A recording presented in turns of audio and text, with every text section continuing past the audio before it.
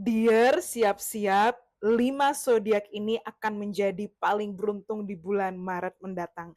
Great fortune, keberuntungan yang luar biasa. Virgo, kalau kamu Virgo, Sun, Moon, Rising, wow, keberuntungan luar biasa.